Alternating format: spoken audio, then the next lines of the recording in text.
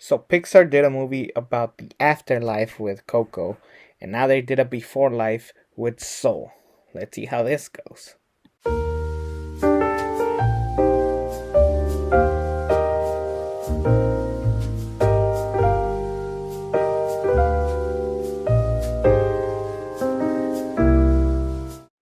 We move on to Soul, a movie that didn't come out in theaters, but it did come out on streaming platforms.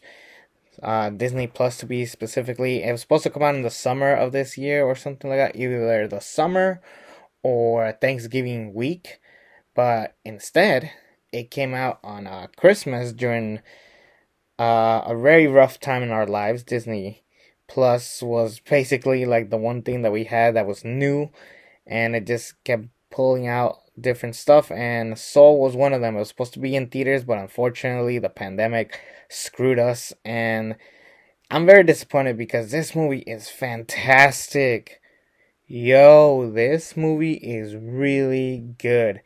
Pete Docter, whenever you have him direct the movie, I'm there because Pete Docter has had some of the best movies in the Pixar catalog, and I can always rely on him to have the best work. And in this movie, it basically talks about the story of a jazz musician teacher who basically he gets his big break. His name is Joe, voiced by Jamie Foxx. He finally gets his big break. He's gonna be able to perform in front of people. His big concert with a massive star, and unfortunately, he dies. He is ready to go, um, and he himself is not ready to say goodbye to this world. This is big break, so he then runs off, and then in the process, he falls into what essentially is the before life.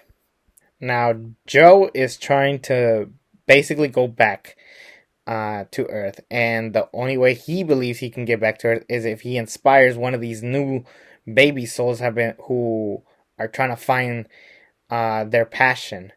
And he finds Project Number 22, who has been in the before life for centuries, and she never just she doesn't like anything. She hates life, whatever. She doesn't care about it.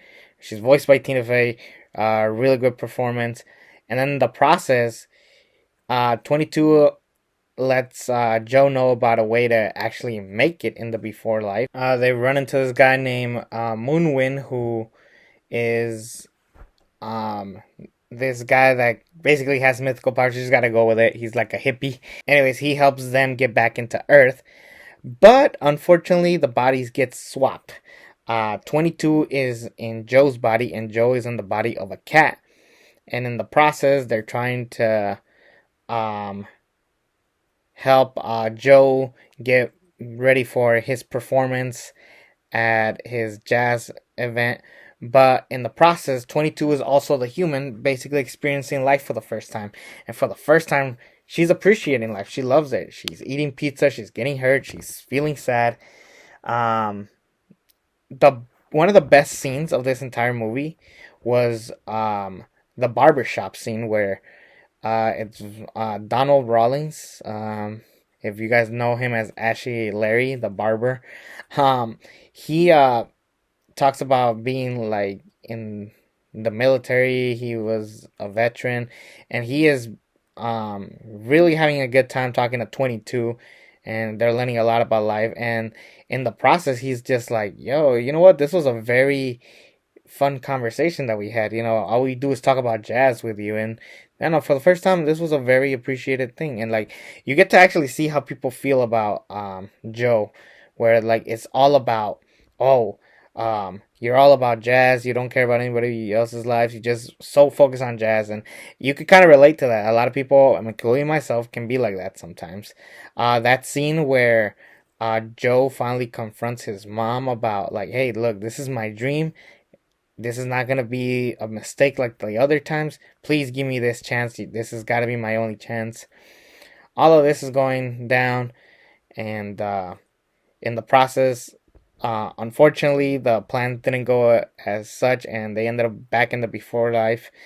But in the process, 22 really loved her time on Earth, experiencing life for the first time. It was just well put together, and she's like, "Yes, I get to finally go to Earth, and it's something that I want to do." But Joe takes advantage and say like, "No, listen, we had a deal. You're gonna help me get back to Earth." And she goes like, "Fine, um, here's your orb to help you go back to Earth." And Joe goes back to Earth, and he gets to play his concert. But it was his dream to finally do this concert. He finally gets to perform with Doretha Williams, who was voiced by Angela Bassett. Well performed, by the way. And he wasn't satisfied. He just didn't. He felt like it was kind of like a disappointment. Like, yeah, I got my dream, but like now what? Like, what do I do now with my life? And then when he starts playing piano, there's some stuff that you just gotta go with it. And then he's just playing piano in his house, and then he gets back into the before life, and he offers to trade places with 22, who has been wanting to go back, even though at first she didn't want to. She finally gets to go into the Earth. In exchange, Joe takes his life, but the people were so inspired that they give him a second chance, and he's gonna go back to Earth. And then they're like, "What are you gonna do on Earth? Like, for sure, I'm just not gonna waste life anymore." And this was well done. This felt like good classic Pixar. It is the last movie up to this point that Pixar won an Oscar for. This was the last Pixar winning Oscar movie, rightfully so. Not a lot of people are talking about it now because it didn't come out in theaters, but man, if you haven't seen it, it's a must. I hope they do like a re-release. Technically, this year it hits 5 years since it came out, or six maybe. I don't know, but the point is, this needs to get another a real release to theaters. This movie needs to get released in theaters again, just so people can experience it. This was a well put together movie. This through and through was just brilliantly put together. And it showed you really the importance of, okay, let's not take life for granted. Yes, you have dreams, you have goals, you have things, but sometimes the little things are the most important things. We're so focused on, you know, being what we can be and being who we're supposed to, and but we're not appreciating life like this anymore. And this was a well brilliantly put together movie, and I really loved it. I loved the music aspect of it. I think if it wasn't a music based movie, which I thought was gonna be the initial purpose of this movie, I really thought that this was sold as a jazz movie, and no, it wasn't. It was about life and stuff, and I I can't give it anything else other than an A+. Um, this I really enjoyed this movie. It's amazing. You got to go out of your way and watch it. It's one of the last good original movies. I think the next couple of movies, the next one that we're gonna talk about is really good. But then the other ones are kind of like mixed match. There's still a really awful movie that I'm dreading to watch, and then there's a couple of sequels that I'm looking forward to talk about.